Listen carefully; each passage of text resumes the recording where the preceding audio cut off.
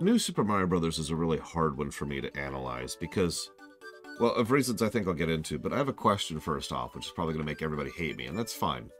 Some of you may or may not be aware, this is one of the most well-selling Mario games ever, and of course it was on the DS, so it gets the DS bump, so that's valid.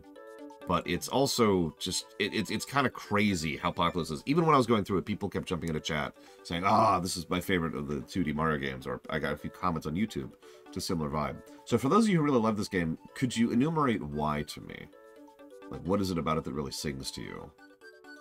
Because for me, it was certainly okay. You know, there's nothing wrong with it. Like, it didn't have anything particularly bad. But it also was just kind of there for me. The level design wasn't really all that interesting or engaging compared to a lot of the earlier and later Mario games.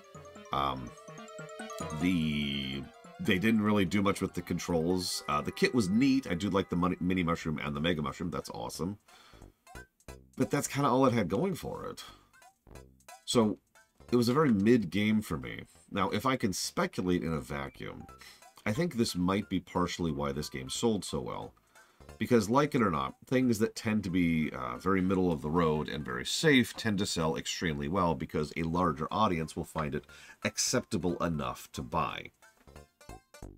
I could name some other examples of this, but I'm sure any example I list is going to be contentious. So let's just say I'm sure you could think of a few things, including several movies or films, that would actually qualify for this. So that's my overall opinion. And of course, this is on the DS, so what do you want from me? I also think it had slightly better marketing. One of the problems, I already talked about this for Mario 64 DS, was most people didn't realize it was a proper remake, a complete overhaul of the original game. A huge number of people thought it was a port. Hell, I know people who didn't realize it was something other than a port until I told them that and showed them it on camera, showed them how different the gameplay was from the original N64 version. So a very fun, inventive, interesting game, which actually scored better than this game, actually, overall. But didn't sell nearly as well because this one was listed as New Super Mario Bros. It was in many ways showcased as a reset to the series, and yet it leaned on the nostalgia button really heavily. For the first time, I feel like pointing out, something that most of you are probably aware of is that Nintendo has this thing where they really like to lean on the nostalgia button. No judgment, it's their shtick, and it doesn't bother me as long as it's not egregious.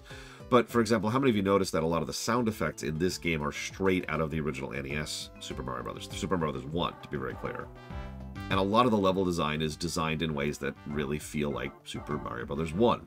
You know, not doing the really crazy, bonkers kind of stuff they would do in, for example, Mario 3 or Yoshi's Island. Instead doing more vanilla, middle-of-the-road kind of stuff like in Mario 2 or, well, again, Mario 1. I can't even talk about the story axis this time around because they didn't really start leaning into the theming of things. Like, something I pointed out during Mario 3, I hate to keep praising Mario 3, was how weirdly strong the story axis of Mario 3 was. Like, there was a narrative being presented in the stage orders and in the worlds as you were going through it, and that's cool. World 5 and World 8 being the most obvious examples of that. Although even World 7, as you'd go into different pipe levels, you'd get bits and pieces from all the different other worlds, indicating just how interconnected World 7 was. So there's cool visual stuff and cool storytelling stuff, and that's all gone. And what we're left with is mid. Having said that, there's nothing wrong with being mid. This is something we talked about extensively on stream because it's a really, really common problem, I think. I'm sure you've heard of the meme, right? Oh, we gave it a 7 out of 10, worst game ever. It doesn't really work that way, though, does it? There's nothing wrong with a mid game. There's nothing wrong with a simple, average, enjoyable game, or movie, or show, or book, or meal. I feel like we tend to focus a little bit too much on things having to be the best ever, and I will take ownership of that myself, too, because that's something I tend to fall into the problem of.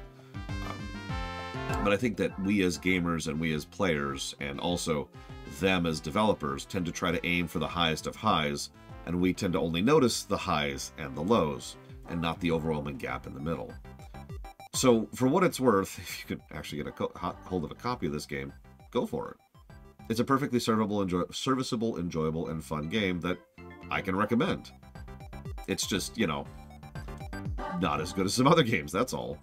And that's all I have to say about that point. I feel like they're trying to rush me off the stage, because apparently this is now the Game Awards, so I'll go ahead and move on to the next game, which I don't remember what it is. I guess we're just going through the new Super Mario Bros. Series right now. And we'll talk more about that when we get to the next one. I'll see you guys.